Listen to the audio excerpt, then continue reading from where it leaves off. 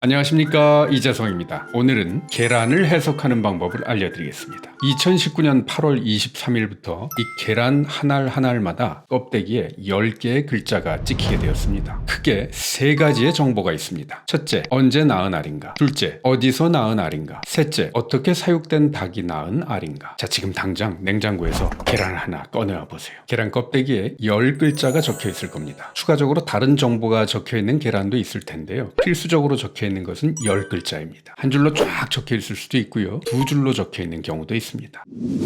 자, 첫 번째 정보는 언제입니다. 처음 4글자 숫자, 이것은 산란일, 즉 그 계란이 생산된 날짜를 뜻합니다. 자, 이 계란에는 1026이라고 써있네요. 그럼 이건 10월 26일에 생산된 계란입니다. 아하. 쉽죠? 사실 엄밀히 말하면 채집된 날짜죠. 닭이 지난 간밤에 알을 낳은 건지 아니면 오늘 새벽에 낳은 건지는 모르니까요. 하여간 뭐 그 정도 차이는 큰 차이는 아니니까요. 이 산란일자 표시하는 것에 대해서 농가의 저항이 컸었어요. 이해됩니다. 낳은 지 오래된 것 같은 계란은 자꾸 밀려서 안 팔리게 될 수도 있으니까요. 자, 이 계란의 유통기한은요, 상온에서 유통되었으면 30일, 냉장 보관되었으면 40일 내지 45일 정도라고 합니다.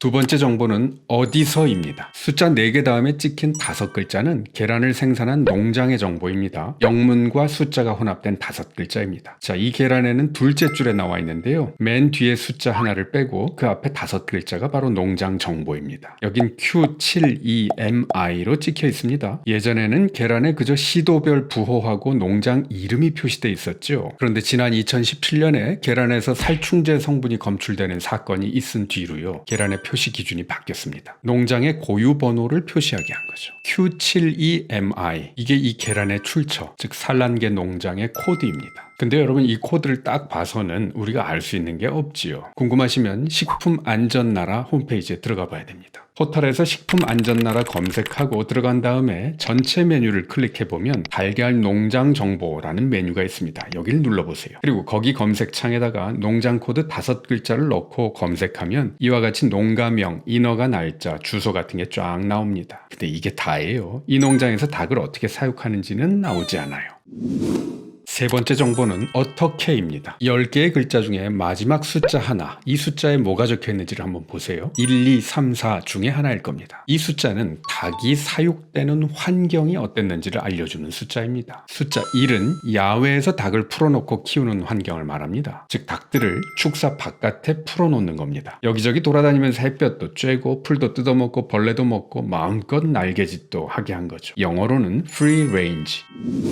숫자 2는 축사 내에서 풀어놓은 것을 말합니다. 닭을 닭장 안에 가두지 않고 풀어놓기는 하는데 야외로 나가지는 못하게 하고 축사 내에서만 돌아다니도록 해준 거죠. 영어로는 cage free. 외국 마트에 가보면 계란에 번호가 찍혀 있지는 않은데요, 포장지에 보면 free range인지 cage free인지를 표시해놨습니다. 이게 비슷해 보여도요, 좀 다른 개념입니다. free range는 축사 바깥에서 풀어놓은 거, 방목한 거고요. cage free는 케이지에 가둬놓지는 않았지만 축사 안에서만 움직이도록 해준 거죠. 다음 숫자 3과 4를 알아볼게요. 이건 닭장, 즉 케이지 안에서 알을 낳았다는 뜻입니다. 닭장이 영어로 케이지예요. 우선 숫자 4부터 볼게요. 이것은 재래식의 비좁은 케이지를 말합니다. 날개를 펴기도 힘들 정도로 아주 좁은, 그야말로 밀집 사육. 닭 한 마리에 이가 생기면 닭들이 워낙 다닥다닥 붙어있기 때문에 다른 닭도 금방 이가 생기는, 그래서 살충제를 쳐야만 했던 그런 재래식 닭장. 미국식 닭장, 이거 배터리 케이지라고 하더군요. 좁은 땅에서 더 많은 닭을 키울 수 있으니까 알은 많이 나오죠. 싸게. 좋은 건가요? 유럽연합은 2012년부터 이런 배터리 케이지에서 산란계를 키우는 것을 금지했다고 합니다.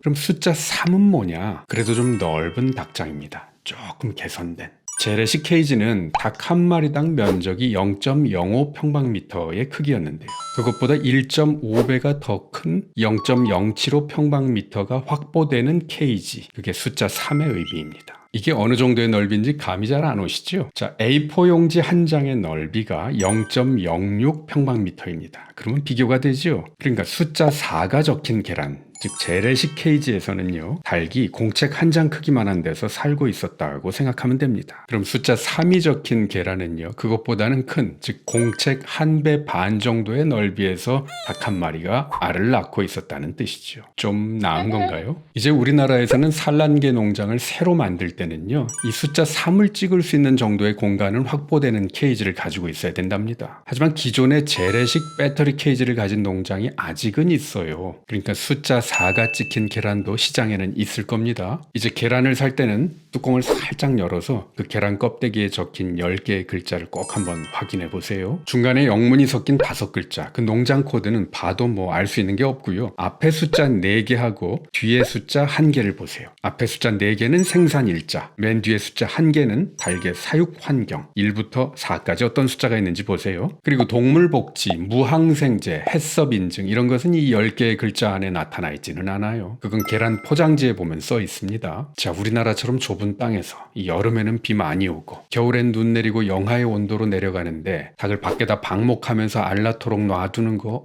이거는 쉽지 않은 일이라고 생각돼요. 그렇다면 축사 내부에서라도 좀 풀어주고 닭이 닭답게 살 수 있도록 해준다면 좀 낫지 않을까요? 꼼짝달싹 못할 정도로 좁은 공간에다가 감금해놓고 죽을 때까지 알만 낳게 하는 것, 그러면 싼 계란을 얻을 수 있기는 한데요, 그 부메랑을 우리가 다시 맞게 될지도 몰라요. 그죠? 우리가 식탁에서 흔히 만나는 음식들 알고 먹으면 더 감사해지고 더 건강해집니다.